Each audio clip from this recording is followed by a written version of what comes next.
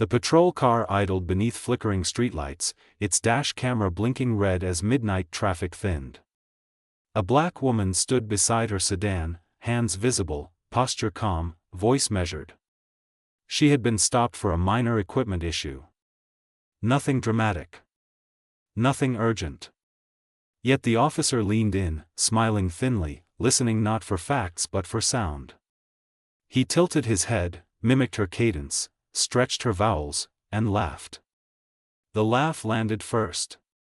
Then the mockery followed. He repeated her words back in a caricatured accent, slow and exaggerated, as if translating her intelligence into something he could dismiss. His partner smirked.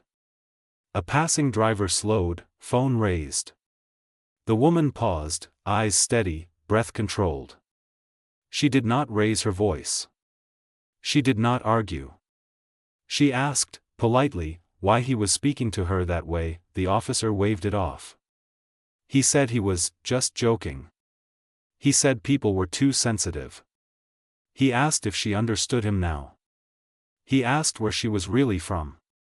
The camera captured it all, the casual cruelty, the small grin, the confidence of someone who believed the moment belonged to him. In his world, it usually did. She answered each question plainly. She provided her license. She waited. Her tone never shifted. What shifted was the air. The laughter faded. The night felt suddenly quiet, as if it were listening. The officer, sensing control slipping, leaned harder into authority. He spoke slower. Louder. He explained the law like a lesson to a child. The woman nodded. She asked for the reason for the stop. She asked for the statute. She asked if she was being detained. The officer scoffed. He said she should worry less about statutes and more about respect.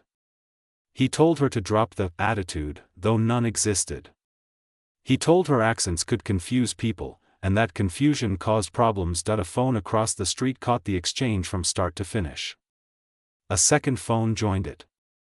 Red lights washed the scene in color, turning uniforms into symbols and silence into witness. The woman stood still, dignity intact, while the officer filled the space with sound. He joked again. He repeated the accent again. He felt safe. What he did not know was that this woman spent her days interpreting law at the highest level. He did not know that her calm was not fear, but discipline. He did not know that every word he spoke was being archived, time-stamped, and preserved. He believed he was teaching her how power worked. The injustice was not loud. It did not arrive with force or threats. It arrived wrapped in humor, delivered with a badge, normalized by routine. It was the kind of injustice that thrived in small moments, betting that no one important was watching. The officer issued a warning he did not need to issue, just to end the encounter on his terms. She accepted the paper. She thanked him. She returned to her car. The patrol lights dimmed. The officer walked back to his cruiser, satisfied, unaware that the moment he mocked her voice, he had already lost control of the story. The night resumed its rhythm, but the footage did not sleep. Somewhere beyond the intersection, systems waited, processes patient and exact. The encounter would travel, untouched by tone or intent, carried by pixels and time codes.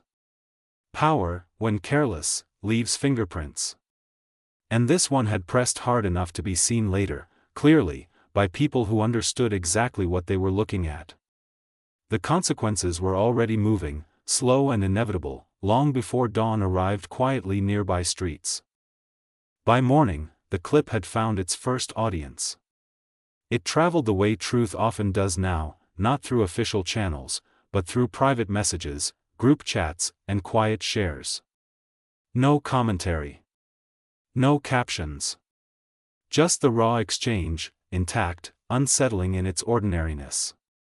Viewers leaned in because nothing exploded. No shouting. No sirens escalating. Just a man with authority enjoying himself at someone else's expense. By noon, the woman's face was paused on thousands of screens. Commenters noticed her composure. The way she waited. The way she asked precise questions. Some recognized the cadence of someone trained to listen more than speak. Others focused on the officer's tone, the ease with which mockery slid out, practiced and unafraid. This was not his first time, local pages picked it up. Then regional feeds. The clip was reposted without edits, which made it harder to argue away. People argued anyway. They always did. Some said it was harmless. Some said she should have laughed. Some said accents were funny. But the video refused to bend. It showed exactly what happened, nothing more, nothing less. The department released a brief statement late afternoon.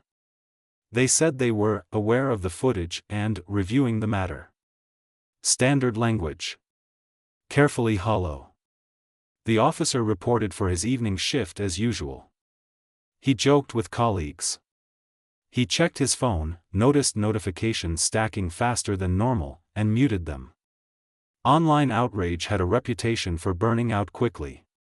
He had seen it before. What he didn't see was the internal email marked confidential, already circulating. Legal flagged it first. Not because of public relations, but because of procedure. The questions she asked in the video were correct. Her references precise. Her calm unsettling. Someone forwarded her name. Someone else cross-checked it. The room went quiet. Meanwhile, the clip crossed state lines. Civil rights attorneys shared it without comment. Former officers shared it with a single word: careless. Judges' clerks shared it privately, noting the officer's phrasing, the timing, the unnecessary prolonging of the stop. Each viewer saw something slightly different, but all saw the same imbalance. The officer finally checked his phone during a break. Messages from friends shifted in tone. Jokes disappeared. One asked if he was okay. Another told him to call back immediately. He scrolled, still confident, until he reached a screenshot from a courthouse directory. A name highlighted. A title beneath it. He laughed once, short and disbelieving, then stopped. At headquarters, a supervisor replayed the video again, slower this time. Not to feel outrage, but to count violations. Tone. Conduct. Unprofessional language. Failure to de-escalate. Unnecessary commentary. Each timestamp clicked into place. This was no longer about optics. It was about exposure. Outside, the public conversation sharpened. The woman remained silent. That silence did more than any statement could. It allowed others to speak for her, and they did, carefully, relentlessly.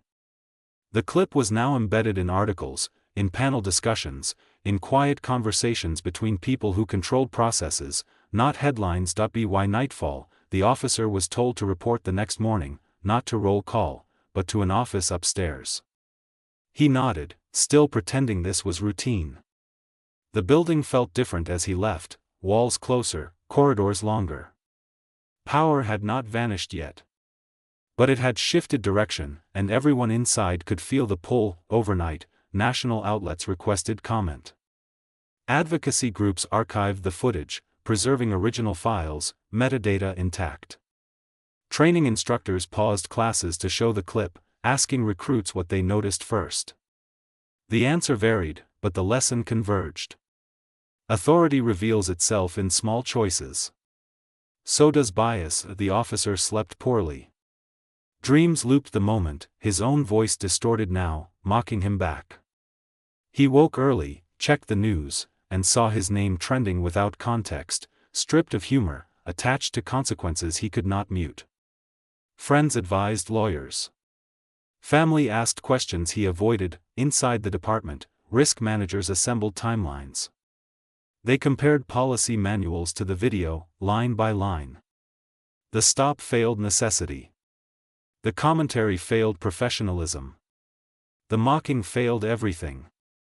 Each finding tightened the net, quiet and procedural, the way real accountability prefers to move. Across the city, the woman prepared for a normal day, unchanged schedule, unchanged calm.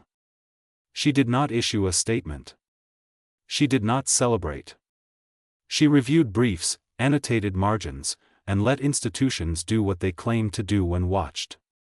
The escalation was complete. The stage was set. By the time dawn returned, the story had hardened into record. Screenshots became exhibits. Comments became affidavits. The ordinary stop was now an instructional case, passed hand to hand by people fluent in consequences. The officer's confidence thinned into calculation. He rehearsed explanations, imagined tone as defense, humor as shield. None of it held.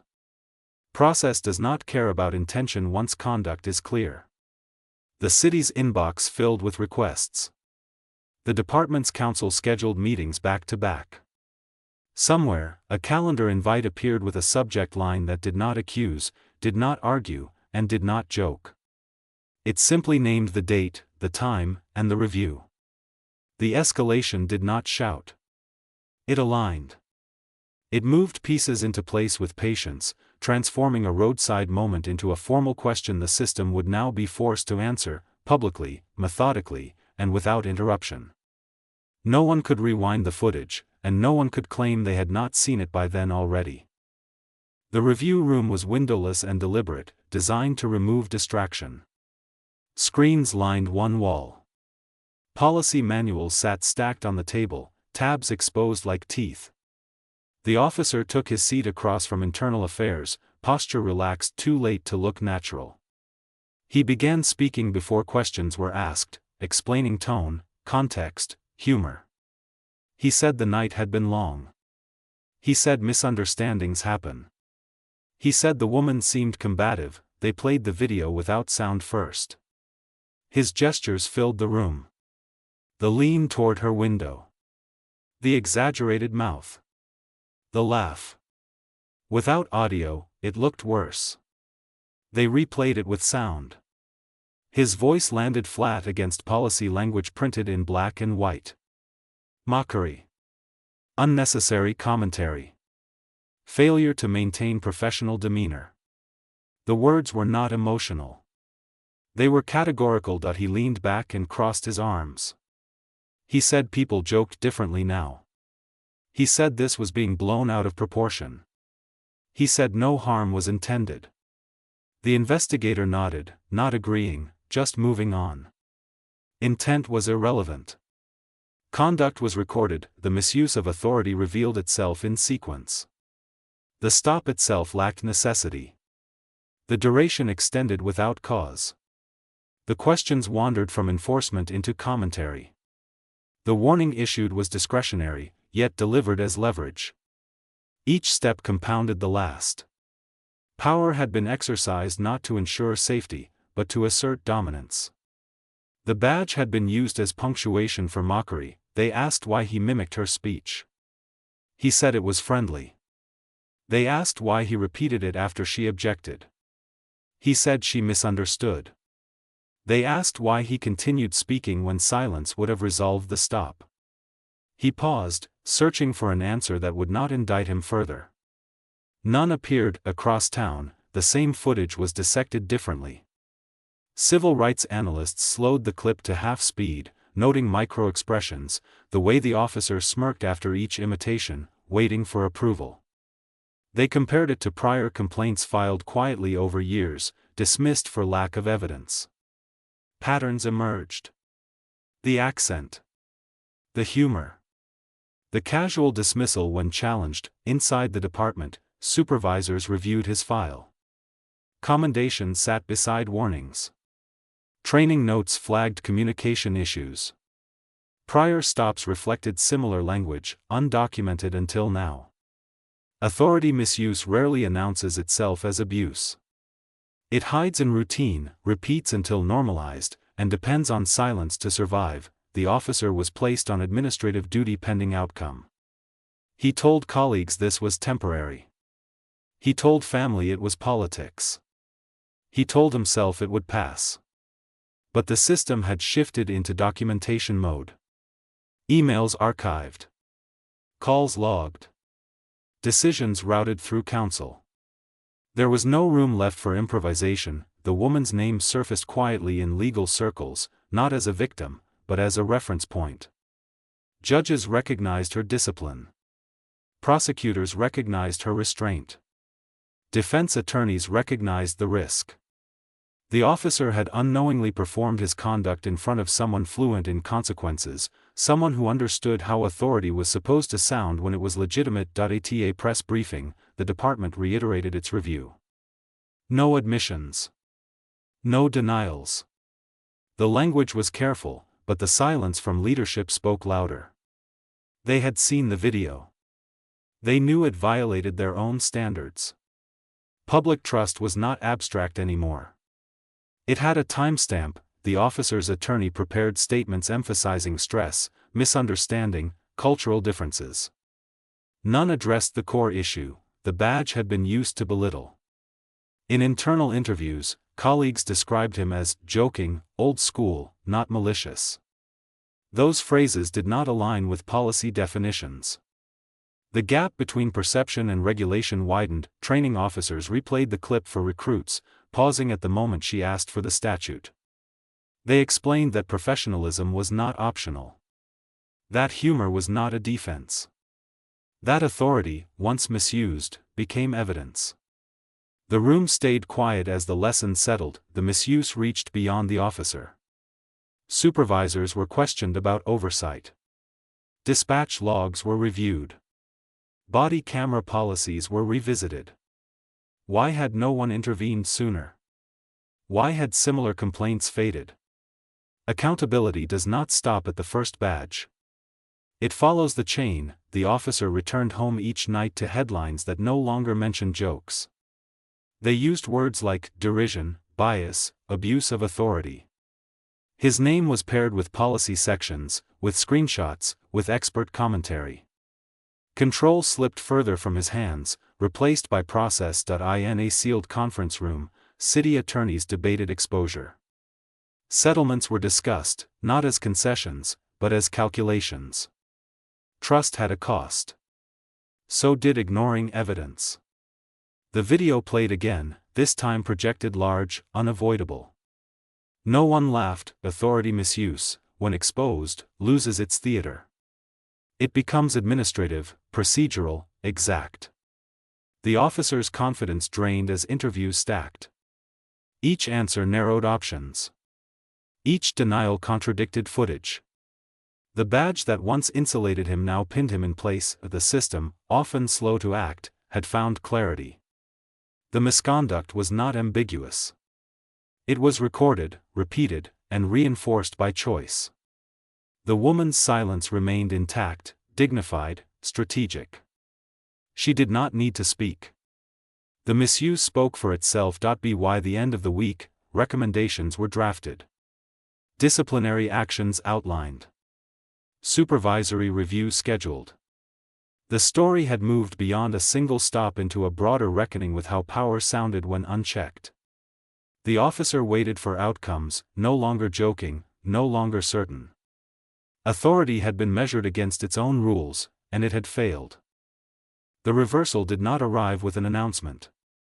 It arrived with a calendar notice and a name spelled correctly, title included. The officer entered the municipal building expecting another internal meeting, another controlled room where tone could be negotiated. He signed in, surrendered his phone, and followed a clerk down a corridor that smelled faintly of paper and polish. The room they entered was larger, brighter, and arranged with intention. A seal on the wall replaced departmental insignia. This was not his space. She entered last. No escort. No pause. The room adjusted around her without instruction. The officer recognized her immediately, though she wore no robe, no symbols of rank. Just a calm presence and a file tucked under her arm. She acknowledged the room, not him.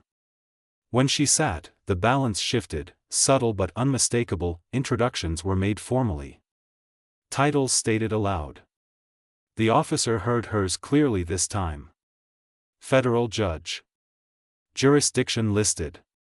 Years of service summarized. Each word landed with weight he could not joke away. The mocking cadence from the roadside echoed briefly in his mind, then vanished under the gravity of context. she did not reference the stop.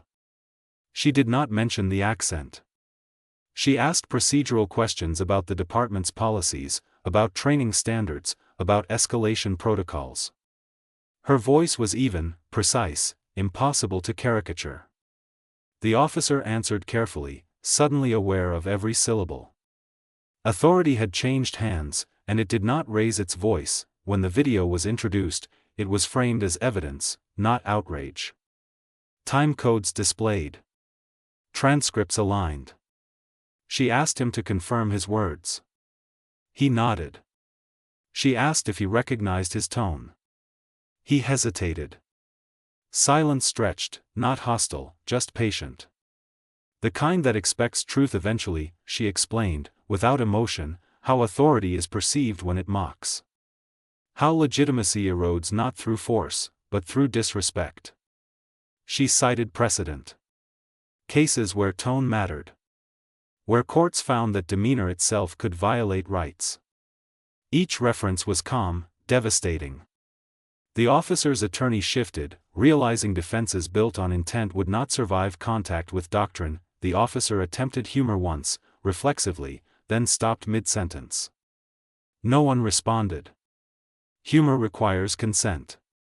Here, it found none. The judge waited, eyes steady, inviting completion. He finished plainly. She then asked him a question he had asked her that night, repeating it verbatim, without imitation. Hearing his own words return to him stripped of mockery unsettled him more than accusation could have. She asked if the question had been necessary. If it had served safety. If it aligned with policy. He answered no to each. The reversal was complete, not through humiliation, but through clarity. The power he once wielded casually now constrained him. He was being evaluated using the same rules he claimed to enforce. The badge no longer spoke for him. The record did. Observers in the room understood the moment. This was not revenge. This was structure correcting itself. Authority correcting authority, calmly, publicly, without spectacle. The officer's posture changed. Shoulders lowered. Voice softened. He asked if he could clarify earlier statements.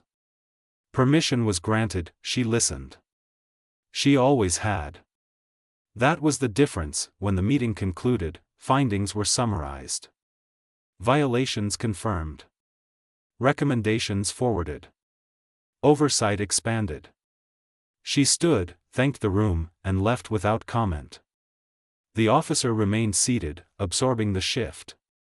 The woman he had mocked was no longer a subject. She was a standard. Outside, word spread carefully. Not leaked, but understood. The story adjusted. Headlines replaced speculation with fact. The narrative sharpened.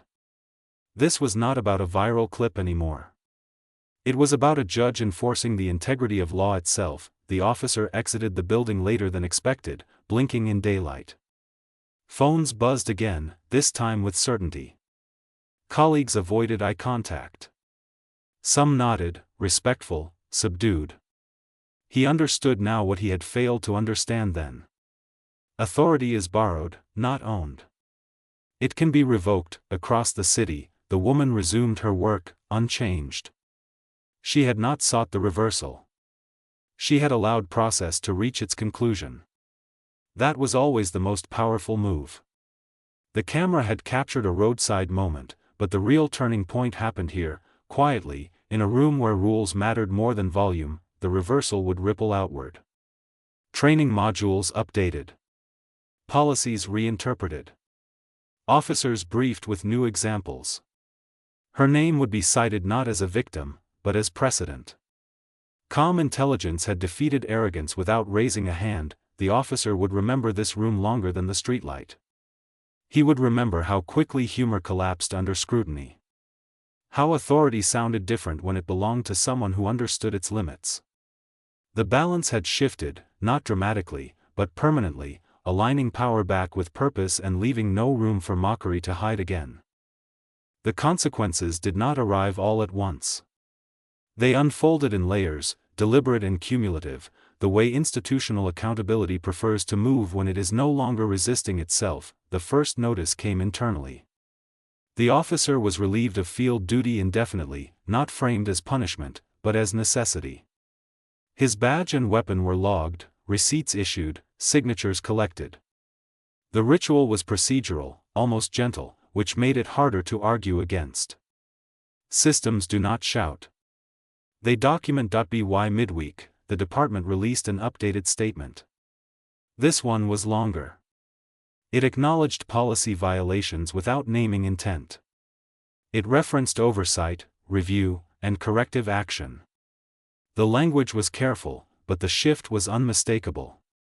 The department was no longer defending behavior. It was distancing from it. Local news followed with restraint. Anchors spoke slowly, letting footage play uncut.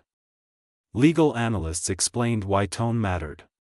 Former officers explained why silence would have been smarter. Civil rights attorneys explained why silence had never been an option for everyone else. The story matured, shedding outrage for understanding. The officer's name was removed from active rosters.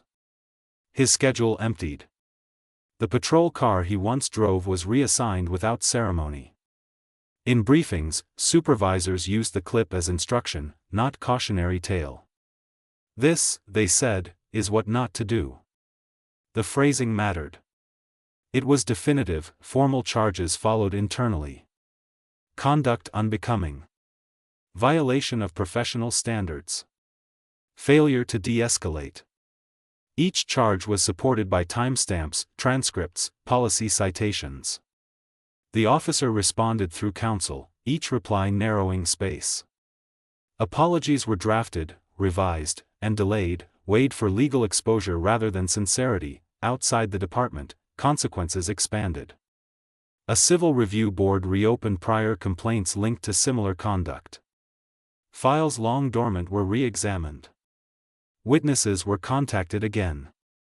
Patterns solidified. What once seemed isolated now appeared consistent. The city attorney's office prepared for litigation not because it was certain, but because it was prudent. Risk assessments calculated damage beyond settlement figures. Trust metrics. Community response. Federal oversight thresholds. Each calculation nudged decision-makers toward transparency. The officers' union issued a statement emphasizing due process. It did not dispute the footage. It did not defend the mocking. It simply asked for fairness. That restraint spoke volumes. Even protection had limits. Days later, disciplinary recommendations were finalized. Suspension without pay. Mandatory retraining was deemed insufficient alone. Demotion was considered, then removed as irrelevant. Authority once misused could not be partially restored. Termination entered the conversation, not as spectacle, but as conclusion. The officer attended hearings in silence. He listened as policies were read back to him, as his own words were quoted without tone, stripped of humor. He watched decision-makers avoid eye contact not out of shame, but out of focus. This was no longer personal. It was corrective. When termination was confirmed, it arrived in a letter, concise and unemotional. Effective immediately. Rights outlined. Appeals process noted. No commentary. No condemnation. Just an end point, the public learned hours later. Headlines reflected the outcome without embellishment. Social media reacted briefly, then moved on. Justice, when done properly, does not linger for applause. It resolves and recedes. The officer packed his locker under supervision. Colleagues watched quietly. Some felt sympathy. Others felt relief. No one joked. The culture had shifted enough to make humor feel out of place. That alone was consequence. Beyond the individual, systems adjusted. Body camera policies were tightened.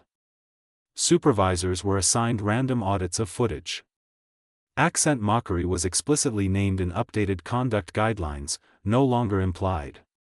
Training modules added scenarios mirroring the incident, asking recruits to identify where authority crossed into disrespect. federal monitors reviewed the department's response. Satisfied with the process, they issued recommendations rather than sanctions. The distinction mattered. Compliance restored credibility, the woman at the center remained absent from commentary. She issued no statement, accepted no interviews. Her role was complete the moment the system corrected itself. In legal circles, her restraint became the lesson. Silence, when paired with process, can be louder than protest. Weeks later, the officer attempted to rebuild privately. Job applications required explanations. References hesitated. Background checks did not joke. The consequences followed him not as punishment, but as record. In the community, trust returned slowly. Town halls discussed policy, not personalities. Residents spoke with cautious optimism. They had seen accountability reach completion. That mattered. The footage still existed, archived, cited in trainings nationwide. Not as viral entertainment, but as precedent. Authority, once careless, had been corrected by its own framework. The consequences phase ended not with celebration, but with alignment. Power recalibrated. Rules reinforced. A single roadside moment had traveled through every layer of the system and returned with change intact. Justice did not rush. It arrived methodically, leaving no ambiguity about what had happened, why it mattered, and how it would not be repeated quietly again. Reform did not announce itself as victory. It took shape in documents, schedules, and rooms that rarely made headlines. The department's response moved from reaction to redesign, guided by oversight that no longer trusted informal assurances. Training protocols were rewritten first. Not expanded, rewritten. Instructors removed vague language about professional tone and replaced it with explicit standards. Mockery was named. Accent imitation was named. Humor at a civilian's expense was named. Each example was paired with the footage, paused at critical moments. Recruits asked to identify the precise second authority crossed into violation. Supervisors were retrained separately. Their curriculum focused on intervention, not aftermath. When to step in. How to interrupt a colleague without escalation. How silence from a partner becomes complicity. Evaluations changed to include peer accountability metrics.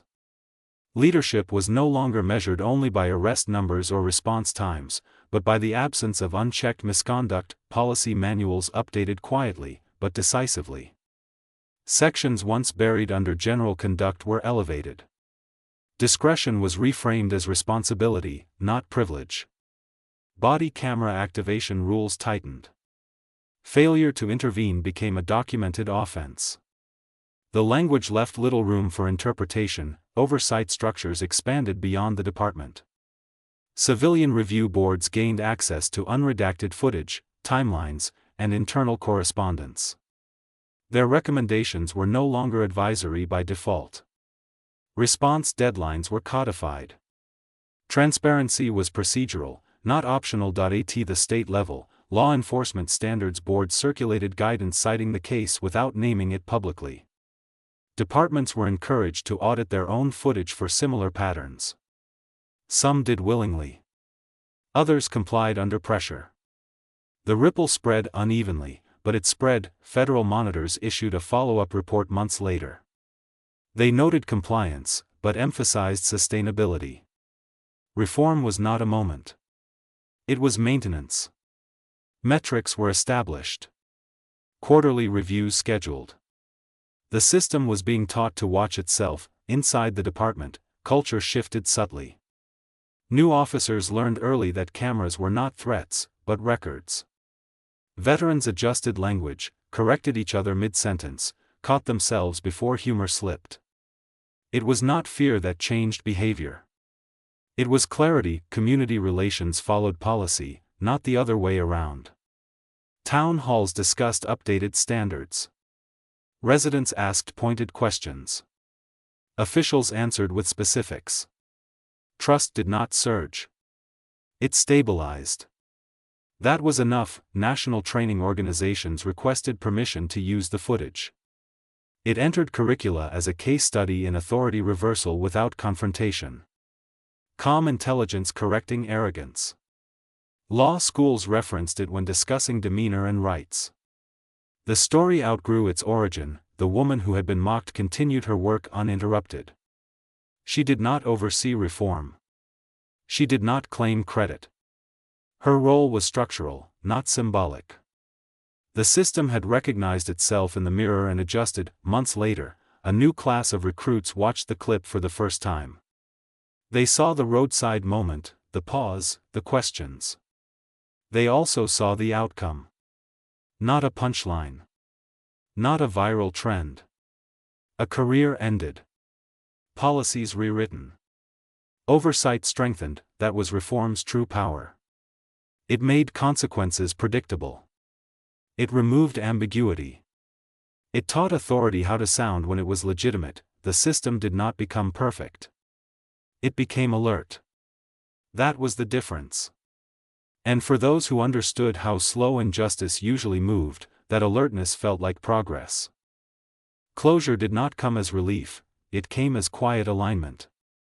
The woman walked through the courthouse one evening after chambers emptied, lights dimmed, floors polished by routine. She paused at a window overlooking traffic and listened to the city move without noticing her. That anonymity was the point. Justice was never meant to spotlight the person who triggers it, only the rules that survive them. Across town, the department posted its final update. No banners. No press conference. Just a document, archived, searchable, binding. It outlined standards, timelines, and remedies. It closed the case and opened a practice. That distinction mattered more than apology ever could. For those who watched from the beginning, the lesson settled slowly. Power does not always announce itself with force, it often tests boundaries with humor. Accountability does not always arrive with outrage, it arrives with process. The calm voice that asks for the statute can be louder than a raised one that demands compliance. The clip continued to circulate, but differently now. It played in classrooms, briefings, and late-night study sessions. People stopped arguing about intent and started noting consequences. They noticed how quickly mockery collapsed when measured.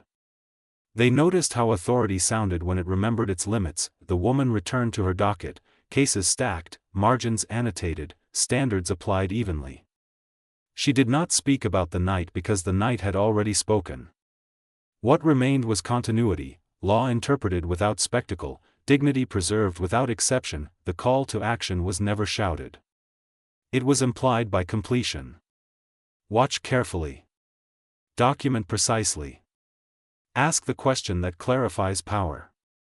When authority drifts, return it to the rules it claims to serve. Cameras matter. Policies matter. Silence, when strategic, can matter too. For viewers, the invitation was simple and demanding. Expect better. From institutions. From officers. From processes that promise fairness. Support oversight that works quietly. Share examples that teach, not inflame. Stay long enough for consequences to finish their work. Justice, in this story, did not win by force. It won by patience. It waited, recorded, aligned, and corrected. And when it was done, it did not linger for praise. It left behind a standard, clear and usable, for the next moment when power forgets itself. Remember this pattern the next time authority smiles while crossing a line. Stay present. Record when allowed. Learn the language of policy, not to provoke, but to protect.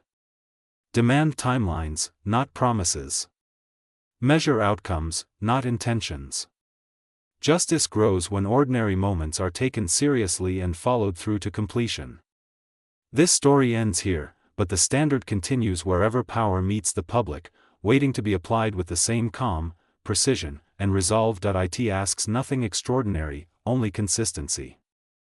The rules are written. The cameras exist. The processes work when used. Choose patience over noise. Choose documentation over debate. Let accountability finish. Then move forward, knowing fairness is not loud, but it is durable. Applied carefully, it restores trust without spectacle and leaves institutions stronger afterward for everyone.